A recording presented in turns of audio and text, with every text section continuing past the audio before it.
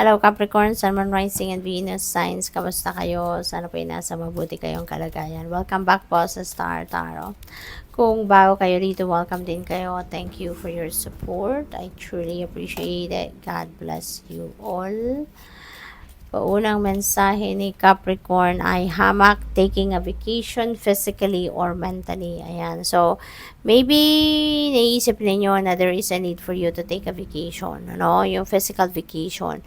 Pwedeng staycation lang ito. Pwedeng sa bahay lang mag-i-stay kayo. Magpapahinga lang kayo from work. Or pwedeng bakasyon ito na you are going somewhere. So, pwedeng ganun ang ganap dito. But for others of you, baka mental, din ito, mental na bakasyon, ano? Yung bang siguro pagod na kayo kakaisip, kakadiskarte, kakahanap ng solusyon sa problema. So, maaaring na-stress na din kayo mentally. Kaya, yun, no? Siguro, pagbabakasyon ninyo din yung isip ninyo. Magpapahinga din kayo kakaisip, no? We have but take care, enemies are working against you. Okay?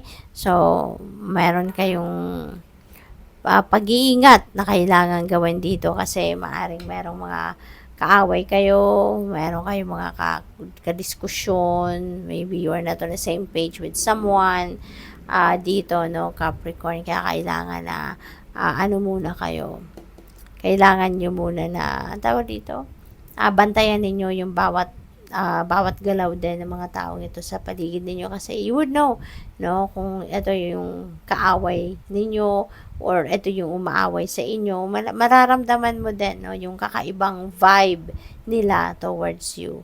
Kaya ingat kayo, okay? Magdasal kayo lagi for your protection. Kaya pala siguro may mga people that are working against you kasi baka naiinggit sila sa'yo. 'Di ba?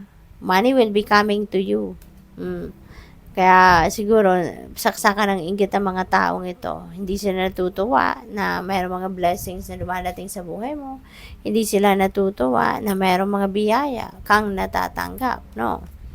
We have fair woman, dealings or relationship with a woman with blonde, gray, or white hair.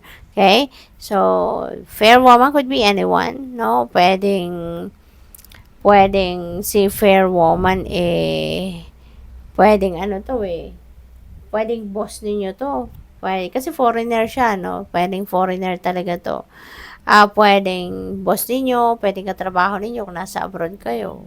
Or sometimes, dito din sa Pilipinas, meron na rin nagtatrabaho ng mga foreigner, di ba? So, this could be anyone. Pwedeng nililigawan ninyo, parang asawa ninyo. Pwedeng kaibigan ninyo. So, depende, no? Sa inyong sitwasyon. But you're going to be dealing with this fair woman.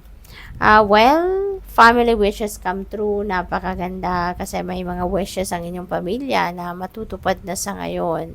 At yan, ikakasaya talaga ninyong lahat. Temporary problems, maaaring related ito dito, no? Pero temporary lang yan. Masusolusyonan mo din yan. Lahat naman ng bagay, lahat naman ng pangyayari sa buhay natin, temporary lang. Kaya kung ano man yan, ano, na mga problemang dulot na kung sino man yan sa buhay ninyo, lilipas lang din yan, no? Lilipas lang din yan at malalagpasan din ninyo yan.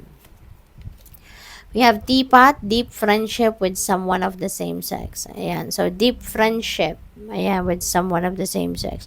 Maharang magde-develop kayo ngayon ng deeper friendship with someone, no, na nasa buhay nyo ng dati. Dati nyo na tong kaibigan. At ngayon, no, mas magiging closer, no, yung inyong relationship as friends. We have wall misunderstanding. Ayan. So, maaaring ito, yung temporary problem ninyo, misunderstanding ninyo, maaaring with this fair woman or with other people, no? Depende sa inyong sitwasyon. We have dark woman. Maaaring misunderstanding na to could be with this dark woman. So, depende sa inyong sitwasyon, ano? Meron kayong hindi pagkakaintindihan with someone. You are not on the same page. But, wala namang permanente sa mundo. Lahat naman nagtatapos, lahat nag-i-end, lahat nagbabago, no? Kaya, kahit yung misunderstanding ninyo with that person, you will be able to find a solution to that. You have cracked cup, dissatisfaction with life. Ayan. So, meron kayong mga hindi kinakatuwang pangyayari sa buhay, maaaring ito, lalo-lalo na to, enemies working against you, baka, alam mo yun, isa na yan sa mga dissatisfaction ninyo, no, na siguro kine-question ninyo bakit, diba? Despite sa kabaitan ninyo, despite sa pagtulong ninyo, pero bakit, diba? Meron pa rin mga taong kumukontra or umaaway sa'yo. Indecisiveness, ayan, meron kayong hindi napapagdesisyonan sa ngayon or nahihirapan kayong magdesisyon, no? You can't think clearly dito. We have table, hard work ahead. Ayan, so maraming tawag dito, kasipagan, ano, ang kailangan ninyong gawin dito. You really need to work harder. You really need to work more diligently sa ano ninyo, sa mga ginagawa ninyo sa ngayon. It could be related to your trabaho, could be related to your career. Love, wow. So, since malapit ito sa misunderstanding, pwedeng yung misunderstanding na to is with your person, no? With your loved one. So, baka si dark woman or si fair woman, yung jowa ninyo or asawa ninyo, no? At baka siya, kung alin man dyan, no, mag-resonate sa inyo, baka yun ang meron kayong hindi pagkakaintindihan. We have hot, you will be playing a different role. Ayan, so baka lang para sa iba sa inyo.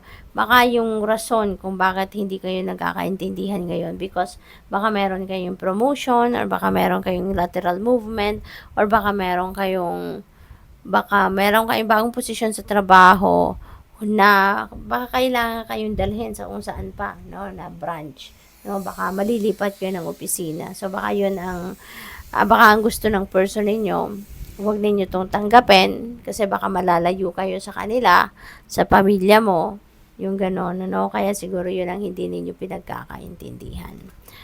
We have reconciliation. Well, eventually, magkakabati din kayo, no? So, talagang saglit lang din naman na challenge ito sa inyo, diba? Masusubukan lang dito yung inyong pagmamahalan at yung understanding, no, between each other. So, good luck sa'yo. Thank you for watching. Love and light. Namaste.